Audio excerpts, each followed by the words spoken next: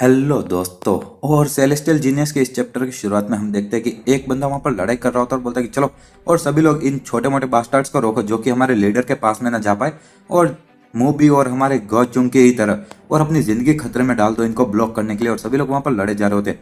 वो मन बोलता है कलर एम्परर और मैं तुम्हें माफ नहीं कर सकता। और कलर एम्परर अपनी विप चलाते हुए मन में सोचता है अरे यार, और उसने जेनिथ मतलब कि एक मास्टर के रैम को पार कर दिया है और नहीं, लेकिन ये अभी तक एब्सोल्यूट में नहीं पहुंचा है, तो आखिर वो है क्या। और पाम एम्परर तुम, और आखिर तुमने किस तरह का मार्शल आर्ट सिखाया अपने पौधे को बड़ा करने के लिए। हाँ, और वुमन वहां पर उससे लड़ते हुए मन में सोचा कलर एम्परर। और यहाँ पर यह फॉर्म है जिसको कि मुझे तब याद आया जो मैं फीस्ट एम्परर के साथ में तुम्हारी लड़ाई थी उसको देखकर मुझे याद आया। और यह है फियर्स फाइटिंग। और वो कलर एम्परर पर हमला कर रहा होता है। कलर एम्परर बोलता है कि ये अमेजिंग है नहीं, और वो बोलता है ट्रांसेंडेंटल स्ट्रेंथ और एक हमला करता है। वुमन मन में सोचता है कि ये कलर एम्परर की जो इंजरीज है उसको चोट लगी हुई है फीस्ट एम्परर के हाथों से, वो और भी ज्यादा बेकार हो रही मेरी तलवार से लड़ने के साथ में। और इसीलिए कोई कारण नहीं कि मैं भी पीछे हटूंगा और मैं भी अपनी पूरी ताकत का इस्तेमाल करूंगा इसको खत्म करने के लिए और सारी चीज लगा दूंगा। और लेकिन तभी फीस्ट एम्परर एक हमला करता है और वुमन थोड़ा पीछे हटता है और वुमन के ऊपर से ची हट जाती है। वो मन में सोचता किसने सोचा होगा कि वो मेरी तलवार के हमले को बस अपनी ताकत से ही एक बार में खत्म कर देगा यार, और उसके कारण मेरी बॉडी पर बहुत ही ज्यादा एक ही बार में चोट लग गई। और वो मन में सोचा जैसी उम्मीद थी वो कोई ऐसा है जिससे कि मैं अकेले नहीं निपट सकता। और वो कलर एम्परर मन में सोचा कि अगर मैं अभी फीस्ट एम्परर से नहीं लड़ा होता तो मैं इस बच्चे को बस एक ही ब्लो में खत्म कर देता। लेकिन चलो, और अब उसके पास में और ज्यादा ताकत नहीं बची होगी मुझे ब्लॉक करने की। और कलर एम्परर बोलता है कि अब तुम मरो, और अपनी वो विप हवा में उड़ा रहा होता है। वो मन में सोचा एक मिनट, और क्या वो मेरी चीख को बस अपनी ताकत से रोक रहा है और मेरी चीख को मैं सर्कुलेट नहीं कर पा रहा। और वो बोलता है कि डैम इट। और वो मन में सोचा इससे मेरा दिमाग खराब हो रहा है ये कलर एम्परर। और तभी हम देखते हैं कि जो मारा होती है एकदम से कलर एम्परर के पीछे पहुंच जाती है। वुमन कहता है कि हाँ, और मन में सोचा नहीं मारा, और भले ही ये मारा हो लेकिन एक एब्सोल्यूट मास्टर पर हमला करना पीछे से ये कुछ ज्यादा ही है। और तभी कलर एम्परर एकदम से पीछे मुड़ता है और एक हमला करता है और वो बोलता है कि हाँ, और तुम बहुत ही ज्यादा बेवकूफ हो तुम्हारी स्किल्स को देखते हुए भी, और तुम्हें क्या लगता है कि तुम मुझ पर पीछे से ऐसे हमला कर सकते हो। और मारा के मुंह से और पेट से खून निकलने लगता है। वुमन बोलता है कि मारा, और मारा वहां पर वुमन को देख रही होती। वुमन मन में सोचा रुको, और ये तो हो ही नहीं सकता कि मारा को इसके बारे में पता नहीं होगा, और मारा ये सारी चीजें इसलिए कर रही ताकि वो मुझे थोड़ा सा भी अपॉर्चुनिटीज दे सके, और वो मौत से लड़ रही है वो भी बस मुझे बचाने के लिए। और ये बस मेरा आखिरी चांस है कि मैं अपनी ची को पूरा ब्लास्ट कर दूं उस पर। और इसी के साथ में वो बोलता है डिवाइन मिराज स्टेप एक्सट्रीम, और इसी के साथ में वो कलर एम्परर की तरफ बढ़ता है। कलर एम्परर भी थोड़ा चौंक जाता है और कहता है क्या। और जब वो पीछे मुड़ता है तो वो दोनों की तलवार और विप टकराती है और कलर एम्परर को थोड़ी ज्यादा चोट लगती है। वुमन बोलता है मैं तुम्हें मार डालूंगा कलर एम्परर। और इसी के साथ में वो बर्फीली ची वाला भी हमला करता है। कलर एम्परर बोलता है तुम बास्टर्ड आखिर ये कैसे। और वुमन चिल्लाए जा रहा होता है कि मरो मरो, और इसी के साथ में वो हमला किए ही जा रहा होता है। वुमन मन में सोचता है कि अभी मुझे एक और अगर खतरनाक चोट लगेगी तो सब खत्म हो जाएगा और मैं हमला और डिफेंस सेम समय पर ही करूंगा। और वो अपनी तलवार की शील्ड भी बना देता है। कलर एम्परर मन में सोचता है कि एक मिनट, और ये किस तरह का स्वॉर्ड स्टाइल डिफेंस है यार, और ये एक क्लोज रेंज का हमला होगा और ये मेरे लिए बहुत ज्यादा खतरनाक है, और मेरे पास में अभी कोई वेस्ट करने के लिए समय नहीं बचा। और हाँ, और मैं अपनी सारी ताकत लगा दूंगा इस एक ही शॉट में। और इसी के साथ में वो भी अपनी एक उंगली से हमला करता है और कहता है कि मैं तुम्हारे स्वॉर्ड डिफेंस के टुकड़े टुकड़े कर दूंगा। और वो हमला वुमन के वहां पर साइड में कंधे पर लगता है। वुमन मन में सोचा कि उसकी जो विप है वो एक पल के लिए रुक गई और अभी, और इसी के साथ में वुमन अपना absolute art of golden wall इस्तेमाल करता है और सामने एक हमला करता है। कलर एम्परर बोलता क्या, और उसने अपने स्वॉर्ड डिफेंस को छोड़ दिया और बाद में एक सीधे साधे हमले पर टिक गया। और इसी के साथ में हम देखते हैं कि स्वॉर्ड एम्परर के साइड में एक हमला होता है और उसका पूरा हाथ ही उखड़ जाता है। वो बोलता है कि तुम बास्टर्ड, तुम्हारी हिम्मत कैसे हुई, और मैं मौत के दरवाजे पर आ गया, वो भी पाम एम्परर के हाथों भी नहीं लेकिन उसके पोते के हाथों से। और वो बहुत ज्यादा गुस्सा होता है, बोलता है कि 9 सेवर्ड वॉल ऑफ यूनिवर्स, और इसी के साथ में उसकी विप इधर उधर चारों तरफ जाने लगती है। और वुमन मन में सोचती है कि अगर मैं इस हमले को ब्लॉक नहीं कर पाया तो जितने भी हमारे विंड स्वॉर्ड रेडिमेंट है वो सब मारे जाएंगे मेरी टीम वाले, और ऑफकोर्स यहाँ तक कि मारा भी। और वुमन भी अपनी पूरी चीख को रिलीज करता है और बोलता है कलर एम्परर और तुम अब नर्क में जाओ। और सामने से वुमन ऊपर से कूदता है और कलर एम्परर भी उसकी तरफ बढ़ रहा होता है और वुमन चिल्लाता है कि मरो। और दोनों की ही जब टकरार होती है तो थोड़ी देर बाद में जब धुआं हटता है मारा भी साइड में देखती रह जाती है और वुमन जमीन पे पड़ा होता है और सोचता कि क्या फाइनली ये सब खत्म हुआ। और सामने उसको कलर एम्परर के हंसने की आवाज आती है। वुमन बोलता है ये मत बोलना। तो कलर एम्परर वहां पर जोर जोर से हंसे जा रहा होता है और बोलता है कि क्या अंत में मैं बस शिकार बन गया एक नए ड्रैगन के लिए जो कि जस्टिस कोलाइजन का था, और उसके दोनों ही साइड से शरीर के हाथ वगैरह उड़ चुके होते। और वो बोलता है क्या ये महान मेरा अंत है क्या। और वो जोर जोर से हंसे जा रहा होता है। तभी मारा वहां पर आती है और उसकी गर्दन काट देती है और बोलती है कि शट अप। वुमन उसको देखते हुए बोलता है कि मारा। और जो फीस्ट एम्परर होता है वो भी बोलता है कि तुमने ये कर दिया, तुम लोगों ने। और वो मन में सोचता तो इस तरह से हमारा एरा और ये धीरे धीरे खत्म होता जा रहा है। हाँ, और तभी पीछे से कुछ लोग आते हैं, वो बोलते हैं कि ओए और कलर एम्परर मारे गए और जल्दी से यहाँ से भागो। और जो वो एक लीडर होता है सामने वालों का, हमारे टीम का ही, वो बोलता है कि हाँ संग वुमन। और ये भी बोलते सेकंड कजन। और जैसी उम्मीद थी इस बार सेकंड कजन ने ये सारी चीजें कर दिखाई। और विंड स्वॉर्ड रेजिमेंट के जितने भी लोग होते वो वहाँ पर दोनों टीम वालों के मरने पर रोए जा रहे होते। और वो लोग बोलते कि मैं माफी चाहता हूँ यार तुम्हारे मरने के लिए। और वो लोग जोर जोर से रो रहे होते। और हम देखते कहीं वुमन बैठा होता है और मारा उसके पास में आते हुए कहती है कि वुमन, और इस बार मुझे सच में लगा था कि तुम मर जाओगे। वुमन बोलता मुझे भी, और मुझे भी ऐसे लगा था कि जैसे तुम मर गए हो यार, और ये सच में काफी ज्यादा अच्छी बात है कि तुम नहीं मरी। और तभी मारा उसके तरफ अपने हाथ बढ़ाती है और बोलती है कि वुमन, और तुम प्लीज कभी भी मरना मत, और उसको गले लगा लेती है। वुमन मन में सोचता है कि मारा, और वो भी उसकी तरफ हाथ बढ़ाता है, बोलता है कि हाँ तुम भी मारा और कभी भी मरना मत। और इसी के साथ में हम देखते कोई बोलता है कि जस्टिस कोलाजन जीत गया और हमने ब्लैक बुल गैंग को हरा दिया। और जब कलर एम्परर मर चुका था तो जो वो मास्टर था इस ब्लैक बुल गैंग का, तो जितने भी इस गैंग के लोग थे उनका जो जोश वगैरह था, हिम्मत सब टूट चुकी थी। और उसी तरह से जब ब्लैक बुल गैंग की वॉर यहाँ पर जस्टिस कोलाजन की जीत के साथ में खत्म हुई थी, तो जस्टिस कोलाजन को भी बहुत ज्यादा चोटें लगी थी और बहुत लोग मारे गए थे। और जब ये डार्क हॉर्स मार्शल सेक्ट और सैंडस्टॉर्म के बीच की भी लड़ाई इसी समय के आसपास में खत्म हुई थी, और जितने भी पार्टीज थे उनको बहुत ज्यादा घाव लगे हुए थे। और जो एट्रोसियस सैंडस्टॉर्म था उसने अपने वो यहाँ पर सेंट्रल प्लेन पर हमला करने के एम्बिशन को छोड़ दिया था और पीछे हट गए। और इसी के साथ में सेंट्रल प्लेन के अंदर एक बहुत बड़ा सा एक नया नाम चारों तरफ सुनाई देने लगा, और वो नाम था संग वू मून।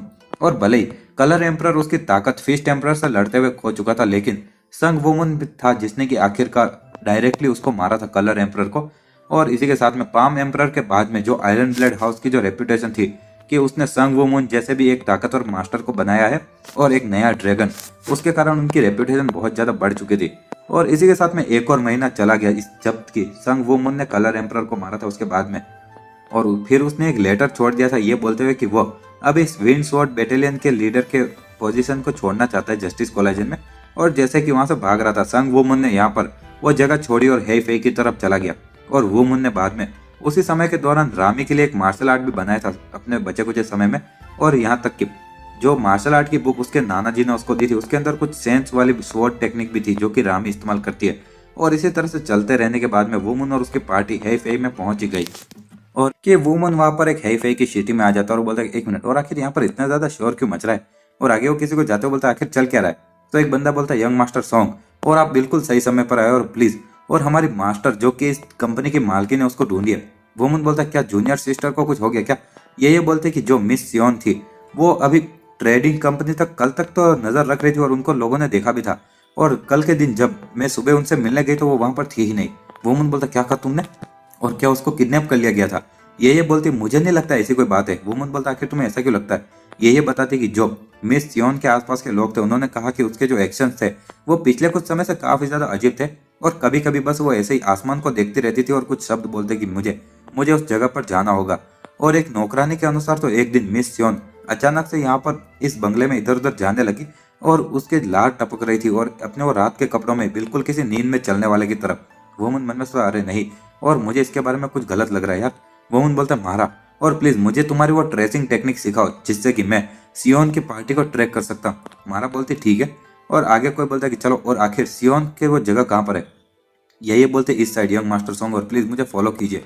और वुमन वहां पर सियोन के कपड़े, और आगे हम देखते कि वुमन और मारा सियोन के कमरे के उधर जाते।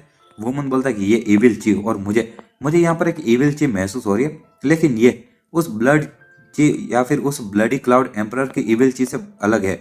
और ये मत बोलना कि ये बास्टर्ड जिसकी की बहुत ही ज्यादा खतरनाक इविल ची है उसने सियोन को किडनैप कर लिया है, और या फिर उन्होंने किसी तरह का डार्क आर्ट इस्तेमाल किया उसको हिप्नोटाइज करके बाहर बुलाने के लिए। और अगर ये किडनैपिंग के जैसे कोई सेम चीज है इस बार भी, तो मैं उन लोगों को डिस्ट्रॉय कर दूंगा जो भी इसमें मिले जुले हैं। और इसी के साथ में हम देखते हैं कि शाम हो चुकी होती है और कहीं पर सियोन चल के जा रही होती है। सामने एक लुटेरा बोलता है कि ओहो, और आखिर इस तरह की ब्यूटी इस जगह पर क्या कर रही है। और सियोन वो बोलती है कि डेमोनिक आर्ट ऑफ माइनॉरिटी, और वो अपने हाथ से उस बंदे को मार डालती है। और दूसरे जो लोग होते हैं वो बोलते हैं आखिर ये कुतिया कौन है। और इसी के साथ में सियोन के जैसे बहुत सारे हाथ निकल आते हैं यार, और उन सभी लोगों की एक एक करके वो गर्दन उड़ाने लगती है। और वो बोलती है मुझे हेवनली डीमन के मकबरे में जाना होगा। और इसी के साथ में हम देखते कि रात को वुमन के पिताजी बोलते मेरे बेटे, और तुमने कलर एम्परर को भी सजा दे दी और मुझे तुम पर सच में गर्व है और जैसी उम्मीद थी मेरे बेटे से। और उसकी मम्मी भी बोलती है शांत हो जाओ हनी। वुमन बोलता है कि ये सच में बहुत ही ज्यादा अच्छी बात है कि आप दोनों ठीक हो, लेकिन एक चीज है और मैं माफी चाहता हूँ कि लेकिन मुझे लगता है कि मुझे अभी तुरंत सियोन को ढूंढने के लिए जाना होगा। वुमन की मम्मी बोलती है कि हाँ, और ये मैंने भी सुना था उस लड़की से, और चिंता मत करो हमारी और तुम यहाँ से जाओ। वुमन बोलता ठीक है चलो, और मैं हो सके उतनी जल्दी जूनियर सिस्टर सियोन के साथ में वापस आ जाऊंगा। और उसके पिताजी बोलते जल्दी से वापस आना मेरे बेटे, और तुम्हारे पिताजी को तुम्हें बहुत सारी चीजें बतानी है। और इसी तरह से एक और दिन चला गया और उसके बाद में एक और वुमन और मारा वो बहुत ज्यादा दूर तक ट्रेवल कर रहे थे, जबकि वो यहाँ पर हल्के हल्के फुटप्रिंट वगैरह को ट्रेस कर रहे थे जमीन पर जो छोड़े गए थे, और बाद में अलग अलग पत्तियों पर जैसे कोई गंध, और उसने अलग अलग डाली वगैरह पर भी जितने भी छोटे मोटे सुराग थे उनको भी देखा। और शुरू में तो वो हर एक सिंगल चीज मारा को पूछे जा रहा था, लेकिन जैसे जैसे समय चलता गया तो उसके जो सवाल था वो पूछता था वो कम होते गए। और इसी तरह से तीसरा दिन भी चला गया और चौथा दिन आ गया, और अब संग वो मून उसको मारा की मदद की और ज्यादा जरूरत नहीं थी, और वो बहुत ही ज्यादा तेज स्पीड से सियोन के ट्रेस को ढूंढने में स्पीड में बहुत तेज हो चुका था। और इसी के साथ में हम देखते कहीं पर कोई बोलता है कि क्या तुम्हें ठीक लग रहा है और क्या ये अच्छा नहीं क्या, और सभी लोगों का यहाँ पर काफी ज्यादा अच्छा समय चल रहा है। और वो छोटी बच्ची बोलती है कि थैंक यू वेरी मच मेरी जिंदगी बचाने के लिए और साथ ही में मुझे इतनी अच्छी जगह पर रखने के लिए। तो पाम एम्परर हंसते हुए बोलता है कि तुम्हें इतना ज्यादा मुझे थैंक यू बोलने की जरूरत नहीं है, और चिंता मत करो और यहाँ पर अच्छी जिंदगी जियो। और एक लड़की बोलती बाय एनी चांस, क्या आप वापस ऑलरेडी अब जाने वाले हो? तो पाम एम्परर बोलता है कि हाँ सही कहा, और मैं यहाँ पर थोड़ी देर के लिए ऐसे आया था क्योंकि मैं देखना चाहता था सभी लोग कैसे हैं। और वो लड़की बोलती है आखिर आखिर आप ऐसी चीज क्यों कर रहे हो जो कि आप कभी नहीं करते, और इससे मुझे चिंता हो रही है, और आप किसी खतरनाक जगह पर तो नहीं जा रहे हो ना? पाम एम्परर बोलता है आखिर तुम्हारा मतलब क्या चिंता हो रही है, और तुम सभी मेरी बेटियों जैसी तो हो, और मैं यहाँ पर इसीलिए आना चाहता था क्योंकि मुझे अचानक से तुम लोगों की याद आ रही थी यार। और वो मन में सोचा जिन जिन, और तुम भी तो ठीक हो नहीं, और अगर ये उस मूचोन मतलब कि हेवनली आर्ट सेक्ट के कारण जो इंसिडेंट है उसके कारण नहीं होता तो मैं तुमसे और ज्यादा मिलने आया करता। और इसी के साथ में पाम एम्परर बोलता है कि चलो तो तुमसे अगली बार मिलता हूँ, और वो सभी लोग भी बोलते हैं हाँ ध्यान रखना। एक लड़की बोलती है पाम एम्परर, और पाम एम्परर बोलता है कि हाँ क्या हुआ, और वो लड़की बोलती है कि आपको सच में प्लीज अगली बार वापस हमसे मिलने आओगा, आप समझ गए नहीं? और उसको अपनी बेटी की याद आती जो कि बोल रही थी पिताजी आप वापस आने वाले हो राइट। और पाम एम्परर उसको देखता और बोलता कि हाँ बिल्कुल, और मैं सच में तुम लोगों से वापस मिलने पक्का आऊँ। और इसी के साथ में हम कहीं और का सीन देखते हैं जहाँ पर कि पाम एम्परर भागे जा रहा होता है और मन में सोचता कि मूचोन मतलब कि हेवनली आर्ट सेक्ट, और अगर मैं तुम बास्टर्ड्स को सजा नहीं दूंगा तो ना ही वो बच्चे, लेकिन मेरा जो परिवार है वो भी कभी शांति से रह नहीं पाएगा, और मुझे अपने ही हाथों से किसी भी कीमत पर तुम्हें सजा देनी होगी।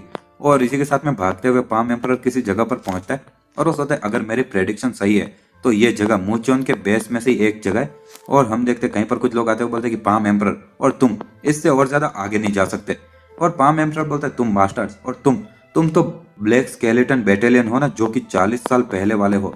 और हमें बताया जाता है ब्लैक स्केलेटन बैटेलियन और बहरई में से जितने भी बुढ़े औरत और बच्चे थे जो कि पावरफुल लियो विलेज में थे, उनको मारने के बाद में इन्होंने उन सभी लोगों को एक हुक से टांग दिया था और बहुत ही ज्यादा गर्व से सभी लोगों को दिखाते थे। और साथ ही में उन्होंने एक स्वॉर्ड सेक्ट पर भी हमला किया था और बाद में बिना किसी कारण के उसको पूरी तरह से खत्म कर दिया था। और ये बास्टर्ड जिस भी जगह पर जाते थे और जहां पर भी जाते थे वहां पर खून फैलाते थे, और अचानक से एक दिन वो गायब हो गए जैसे कि वो कहीं पर खत्म ही हो गए हो, और किसी को भी इसका एग्जैक्ट कारण नहीं पता था।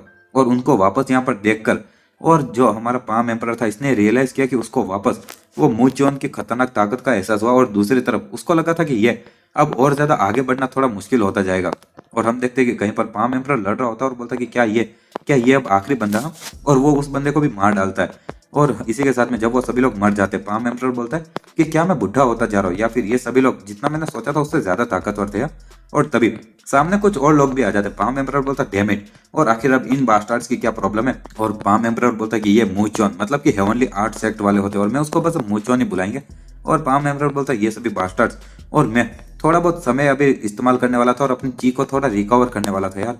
और वो उन पर हमला करता है, और वो मन में सोता लेकिन ये बंदे इनका मार्शल आर्ट बिल्कुल उस ब्लैक स्केलेटन बटालियन के जैसा ही है जिनसे मैं अभी भी लड़ा हूँ, और इनकी फॉर्मेशन भी एकदम एक जैसी है जैसे कि वो एग्जैक्ट इनकी कॉपी हो यार। और अभी तक जो मूचोन थे वो सच में बहुत ही ज्यादा अलग थे, और ये बास्टर्ड लगता है कि अलग अलग मार्शल आर्टिस्ट के ग्रुप को पकड़ रहे थे और अलग यूनिक मार्शल आर्ट सीख रहे थे, और उनसे जीतने के बाद में वो सारा मार्शल आर्ट खुद का बना लेते थे। और इसी के साथ में कुछ भाले पाम एम्परर की तरफ आते। पाम एम्परर मन में सोता ये देखते हुए कि आखिर ये किस तरह से ब्लैक स्केलेटन बैटेलियन के मरने के बाद में आए, तो इन लोगों ने जरूर उस बैटेलियन को बेवकूफ बनाया होगा और सीक्रेटली अपने आप को बड़ा किया होगा। और यहाँ तक कि इन तरह से लड़ और यहाँ तक कि मुझे भी इन लोगों से लड़ने में बहुत ज्यादा मेरा दिमाग खराब हो रहा है यार। और इसी के साथ में सामने वाले लोग कहते हैं कि कोई भी गैप छोड़ना मत और हम तुम्हें मार डालेंगे पाम एम्परर। और पाम एम्परर बोलता डैम इट। और तभी साइड से कुछ हमले होते हैं और पाम एम्परर मन में सोचता है 1 मिनट, और एक अलग भाले की चीख, और इसी के साथ में वो भाले की चीख से वो सारे लोग मारे जाते। और तभी वहां पर जो स्पेयर डीमन होता है वो आता है और कहता है कि हाँ, और पाम एम्परर तुम्हारी हालत थोड़ी सी बेकार लग रही है। पाम एम्परर बोलता है कि ओह, और मुझे कभी लगा नहीं था कि तुम्हारा चेहरा देखकर मुझे कभी इतनी खुशी होगी, और तुम्हें कैसे पता चला कि मैं यहाँ पर होऊंगा। और स्पेयर डीमन कहता है कि मुझे नहीं पता था तुम्हारे बारे में, और मैं तो बस इधर उधर जा रहा था ताकि मैं अपने बच्चे की बीमारी को ठीक कर सकूं। और जब मैं यहाँ से पास में से जा रहा था तो मुझे कुछ एक लड़ाई के संकेत दिखे थे, और उन सारे सुरागों को देखते हुए मैं यहाँ तक पहुंच गया। और इसी के साथ हमारा ये चैप्टर दोस्तों, और सेलेस्टियल जीनियस के इस चैप्टर की शुरुआत में हम देखते हैं कि जो स्पेयर डीमन होता है वो बोलता है कि मैं यहाँ से करीब से ही गुजर रहा था, लेकिन तभी मैंने खतरनाक लड़ाई के उधर कुछ सुराग देखे और बाद में उनको फॉलो करते हुए मैं यहाँ तक पहुंच गया। पाम एम्परर बोलता ओह, और तुम्हारा बेटा तो जरूर एक सुरक्षित जगह पर होगा राइट। तो स्पेयर डीमन बोलता कि हाँ बिल्कुल। आगे हम देखते हैं कि कहीं पर बहुत खतरनाक लड़ाई चल रही होती है, और थोड़ी देर बाद में उस लड़ाई के खत्म होने के बाद में हम देखते हैं कि स्पेयर डीमन बोलता है कि इन लोगों का मार्शल आर्ट काफी ज्यादा अमेजिंग था, और आखिर ये लोग है कौन।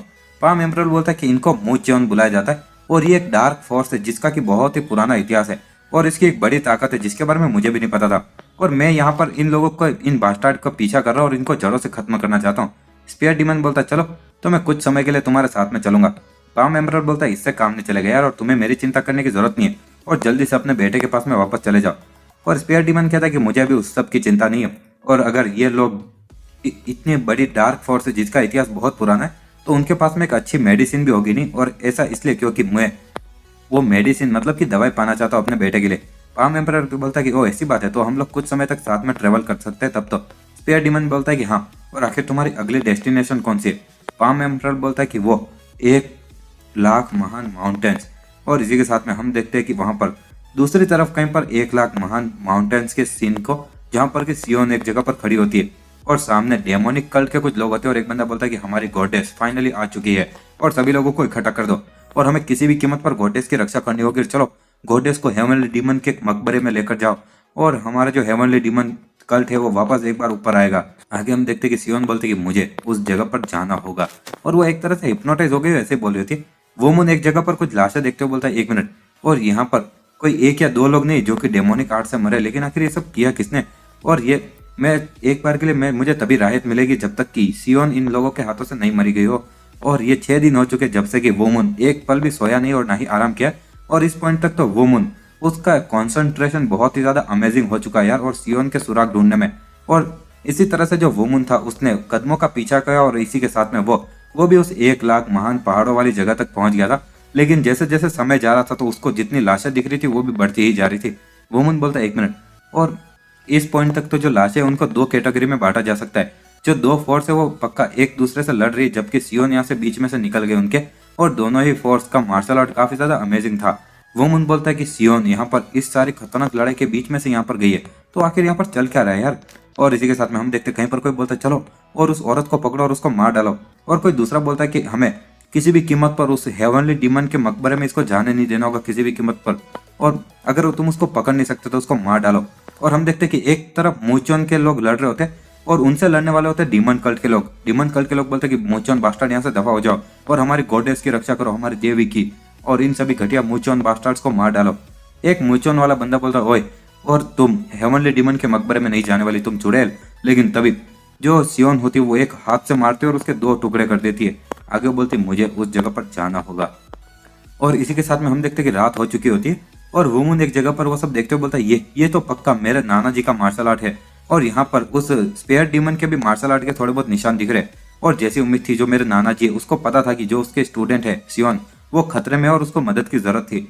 और यहाँ पर अब जैसा फ्लो चल रहा है उसको देखते हुए मैं पक्का कह सकता हूँ कि सियोन उस जगह के अंदर गई है, और जबकि यहाँ पर इतने सारे लाशों से होते हुए। और इसी के साथ में हम देखते हैं कि वहां पर एक बड़ी सी बिल्डिंग जैसी कोई होती है, और जब वुमन उस तरफ जा रहा होता है तो कुछ मूचोन के बंदे वहां पर खड़े होते हैं। वुमन मन में सोचता है अभी कुछ ज्यादा लंबा समय नहीं होगा इससे पहले कि लड़ाई खत्म हुई है, और ये सारे लोग।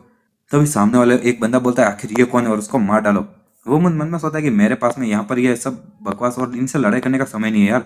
और एकदम से वो उन सभी लोगों के 2-2 टुकड़े कर डालता है, और एक बंदा कहता है वाह, और दूसरा बंदा कहता है ये बास्टर्ड। और जब वो अपनी तलवार निकालता है तो उसको पीछे से एक चाकू लगता है और वो मर जाता है। पीछे वाला बंदा बोलता है कि हाँ कचरे, और तुम्हारे लिए जितना बहुत ही ज्यादा मुश्किल होगा अगर तुम उससे लड़ोगे तो भी। वुमन मन में सोचा उसने अपने ही साथी को मार दिया। सामने वाला बंदा बोलता है कि इससे काम नहीं चलेगा और मैं बहुत ही ज्यादा डरा हूँ ये सारी चीजें करने के लिए तो, और चलो क्यों ना मैं तुम्हें यहाँ पर इस जगह से जाने दो और तुम मेरी इस घटिया जिंदगी को छोड़ दो।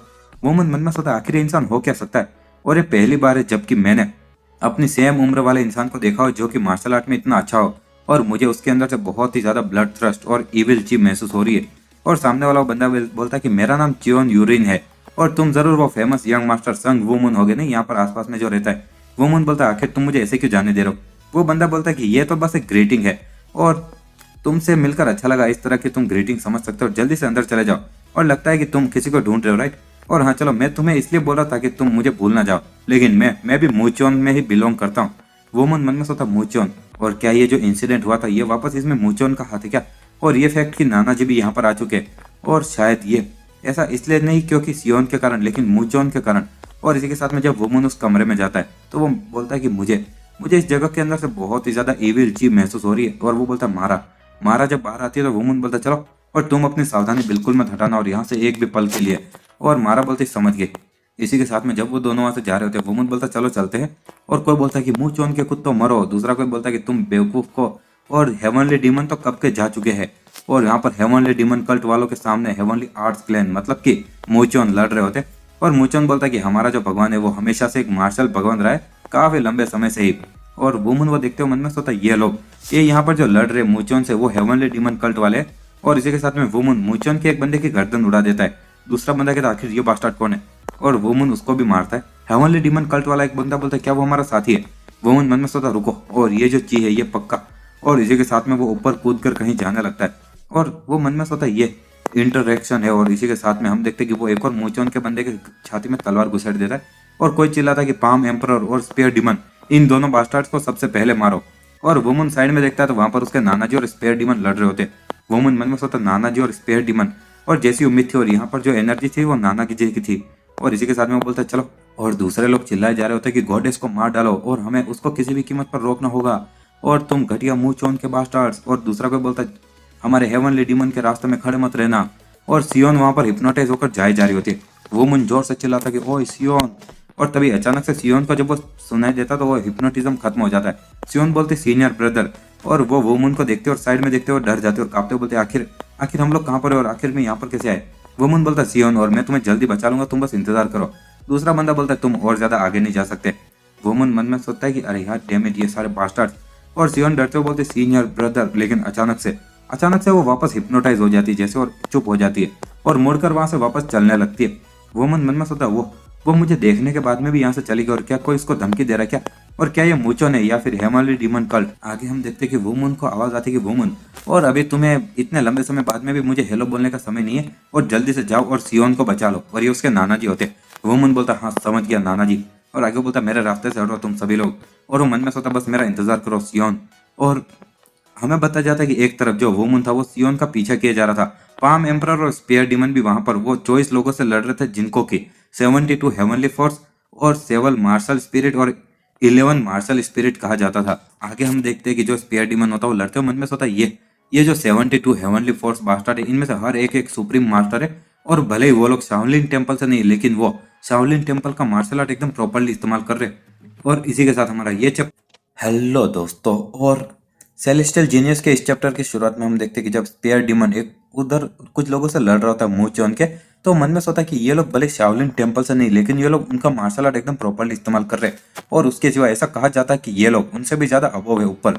और अगर ऐसी बात है तो क्या तुम ये बोल रहे हो कि अनगिनत ऐसे ताकतवर लोग हैं जो कि इस मुंह चोन के ग्रुप के अंदर और भी ज्यादा ऐसे।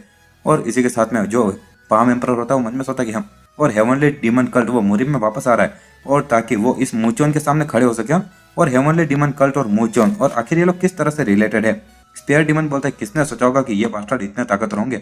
पाम एम्परर बोलता है कि मुझे पता है राइट, और मैंने तुमसे कहा था ना कि मुझे फॉलो मत करना। स्पेयर डीमन बोलता है कि एक जो बुढ़ा आदमी वो इतनी खतरनाक जगह पे अकेले जा रहा है, और मैं इतना भी ज्यादा बुरा नहीं हूँ कि मैं तुम्हें ऐसे जाने दूं बुढ़ाओ। और पाम एम्परर बोलता है क्या कहा तुमने, और एक बुढ़ा आदमी। और इसी के साथ में वो अपने दोनों हाथों से सामने वालों को उड़ा देता है, और वो बोलता है क्या इस दुनिया में कोई और बुढ़ा इंसान होगा जो कि ऐसा कुछ कर सकता होगा। तो तभी सामने कुछ लोग आते हैं और बोलते हैं कि अमेजिंग अमेजिंग। और जैसी उम्मीद थी पाम एम्परर और स्पेयर डीमन से वो सच में अपने नाम के लायक है यार। और इसीलिए हमने डिसाइड किया कि हम पर्सनली तुमसे लड़ेंगे। और हम देखते हैं कि ये 12 मूसेंग का एक स्पेयर डीमन होता है और दूसरा होता है पाम मूसेंग जो कि 12 मूसेंग में से एक होता है। स्पेयर डीमन बोलता है कितना इंटरेस्टिंग है ना। और एक एब्सोल्यूट मास्टर जो कि मेरी ही तरह एक भाला इस्तेमाल करता है। और पाम एम्परर और स्पेयर डीमन वो दोनों भी एब्सोल्यूट मास्टर के लेवल पर ही है। सामने वाला बंदा बोलता है कि हाँ, और मैं हमेशा से ये जानना चाहता था तुम्हारे बारे में स्पेयर डीमन, और तुम्हारा मार्शल आर्ट सीखना चाहता था। पाम एम्परर बोलता है ओह, तो जो मेरा ओपोनेंट होगा वो तुम है राइट। तो हरे बार वाला बंदा बोलता है कि हाँ, ये मेरे लिए गर्व की बात है। पाम एम्परर मन में सोचता है कि ये अभी तक मैंने जितने लोगों को देखा उनसे अलग है और ये लोग ताकतवर है। और इसी के साथ में पाम एम्परर अपना हाथ सामने लाते हुए बोलता है चलो, और कितना इंटरेस्टिंग है, तो चलो क्या हम हमें शुरू करना चाहिए। और इसी के साथ में हम कहीं और का सीन देखते हैं जहाँ पर कि सियोन एक किसी चीज की तरफ जा रही होती है और मूचोन और हेवनली डीमन कल्ट के लोग अभी भी लड़े जा रहे होते हैं आपस में। और जो सियोन होती है वो उस गोले पर हाथ लगाती है और अचानक से बहुत सारी एनर्जी बाहर आती है। और हेवनली डीमन का बंदा बोलता है कि जो सील है वो रिलीज की जा रही है और जल्दी वो तीनों सील्स को रिलीज करेगी और हेवनली डीमन बन जाएगी।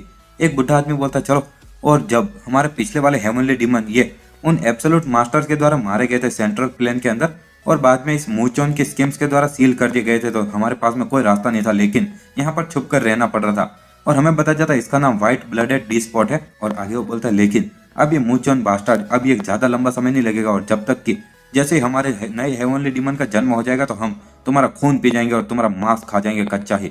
और हम देखते हैं कि सियोन वो सारी एनर्जी अब्जॉर्ब कर रही होती है और वो लोग बोलते हैं कि हेवनली डीमन का पुनर्जन्म हो रहा है, और सियोन वो सारी एनर्जी को अब्जॉर्ब कर लेती है।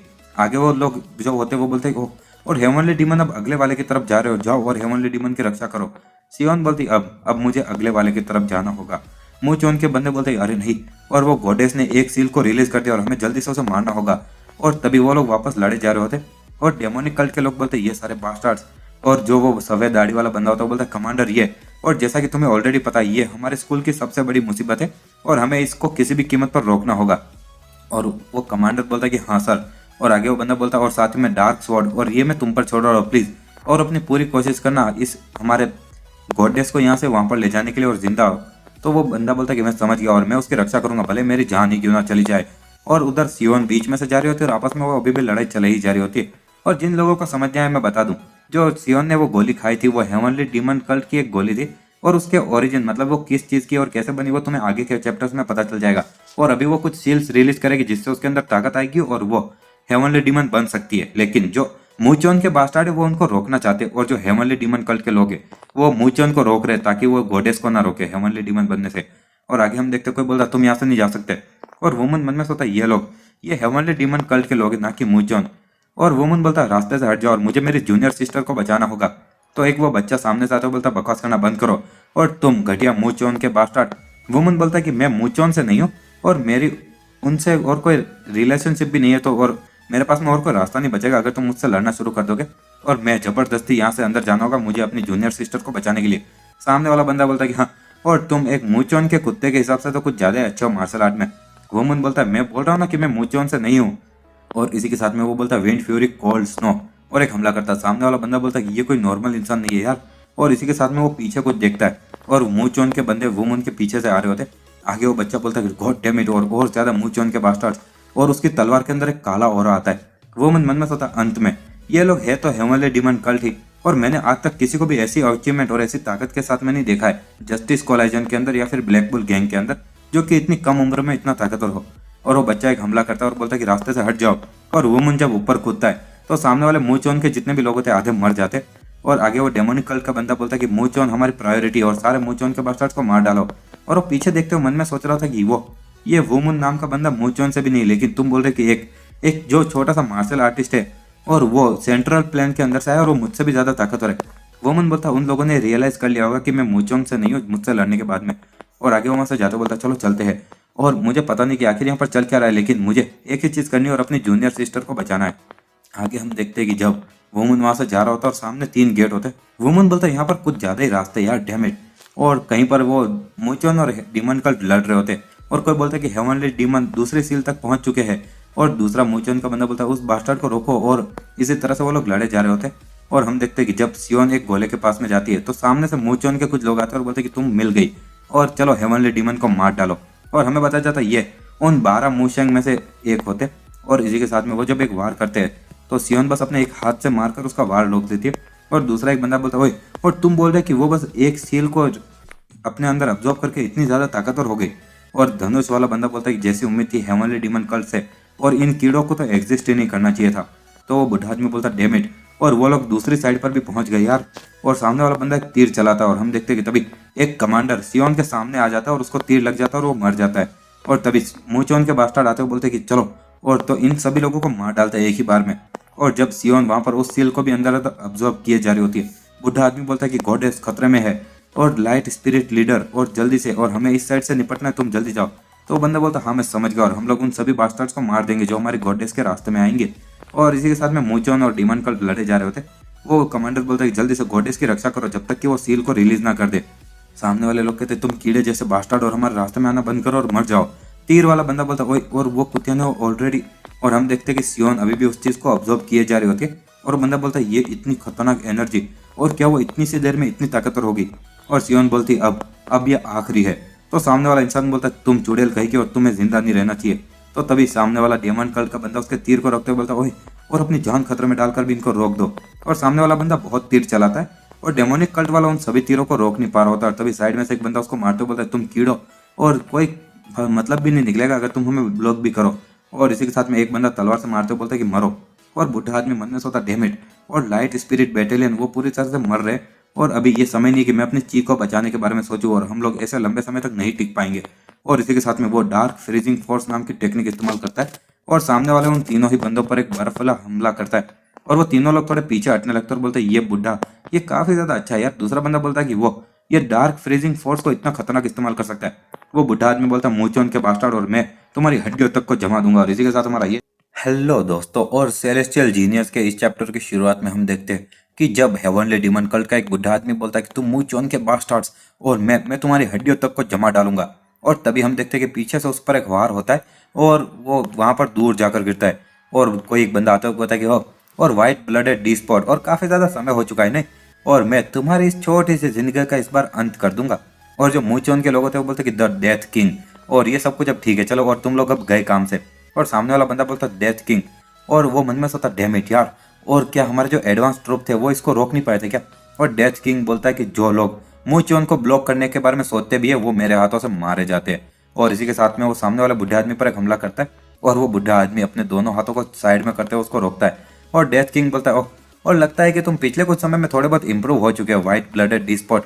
तो सामने वाला बुढ़ा आदमी बोलता है शट अप। और आगे वो बुढ़ा आदमी मन में सोचता है कि अगर मैं इस बास्टार्ड को यहाँ पर नहीं रोक पाऊंगा तो हमारा जो सेटअप है वो जितने भी है हमारे कल्ट मेंबर वगैरह, और इस स्टोन चैम्बर के अंदर जितने भी लोग हैं सब मारे जाएंगे यार।